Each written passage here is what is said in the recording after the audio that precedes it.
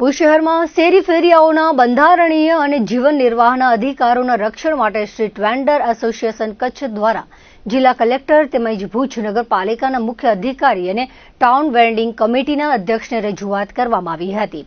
Association દ્વારા કરવામાં આવેલી રજૂઆતમાં જણાવવામાં આવ્યું છે કે ભુજ શહેર માટે ગઠિત ટાઉન વેન્ડિંગ કમિટી TVCનો કાર્યકાળ નવેમ્બર 2024માં જ પૂર્ણ થઈ ગયો હોવા છતાં આજ દિન સુધી નવી કમિટીની રચના કરવામાં આવી નથી.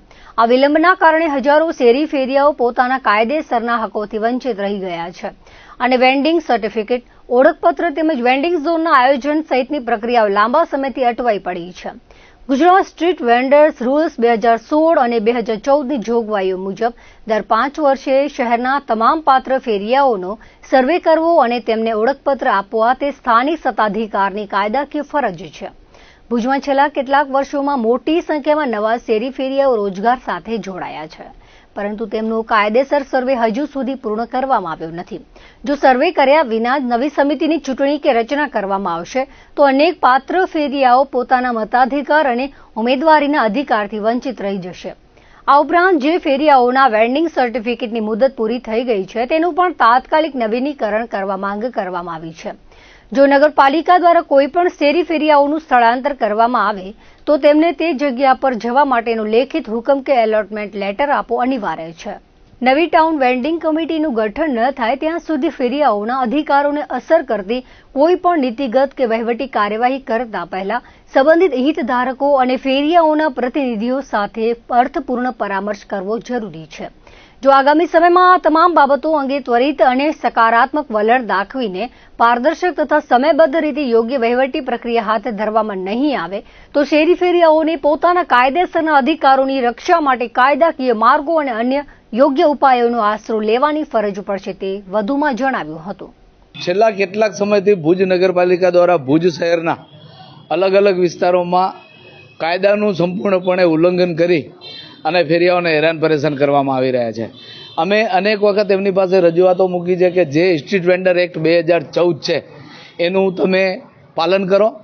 એની અંદર સ્પષ્ટપણે જોગવાઈ છે કે જ્યાં સુધી ટાઉન વેન્ડિંગ કમિટીની રચના થયેલી ન હોય ત્યાં સુધી તમે કોઈપણ પ્રકારે ફેરિયાને હેરાન પરેશાન કે સ્થળાંતર કરી શકતા નથી. એ નિર્ણય લેવાની સંપૂર્ણ સત્તા એ ટાઉન વેન્ડિંગ કમિટીને છે. તે છતાં પણ નગરપાલિકાના કર્મચારીઓ ફેરિયાઓને કોણીએ ગોળ ચોંટાડી, ખોટા વાયદાઓ કરી, ખોટી રીતે ગેરમાર્ગે દોરી અને એમને લલચાવી ફોસલાવી અને ઉપરથી કે ગમે ત્યારે ત્યાંથી માર્ગદર્શન મેળવી અને એ લોકો જે રીતે હેરાન કરે છે કે અત્યારે તમે જુઓ કે નગરપાલિકા ખુદ જેમણે લખાવીને લીધું છે કર્મચારીઓ ફેરિયાઓ પાસેથી કે તમે અમને લખીને આપો, નગરપાલિકાએ લખાવીને લીધું છે કે તમે અમને લખીને આપો અને પછી એમ કહે છે કે ફેરિયાઓ લખીને આપ્યું છે. એવા ફેરિયાઓને આજે હેરાન એવી રીતે કરવામાં આવી રહ્યું છે કે તમે લખીને આપ્યું છે એટલે તમે કોલેજ રોડ ઉપર જાઓ. ભાનુશાલી નગર વેન્ડિંગ ઝોનની આજુબાજુના ફેરિયાઓ જ્યારે કોલેજ રોડ ઉપર ગયા તો ત્યાં તેમને માત્ર 2 કે 3 દિવસમાં ત્યાંથી હટાવી દેવામાં આવ્યા. એટલે નગરપાલિકા પોતે જ એક જગ્યાએ ગોઠવી રહી છે, એ જ જગ્યાએથી બીજી જગ્યાએ હટાવી રહી છે. તો એનો મતલબ શું થયો? એટલે આ બાબતે નગરપાલિકાના સંબંધિત અધિકારી, NULM શાખા અને દબાણ શાખા જે રીતની મનમાની કરી રહી છે એ ફેરિયાઓ હવે ચલાવી લેશે નહીં. અમે આના માટે જરૂર પડશે ઉગ્રથી ઉગ્ર આંદોલન કરવા માટે તૈયાર છીએ. અને આજે બેન પણ મળવા માટે અમે આવ્યા તો બેન અહીંયા હાજર છે નહીં.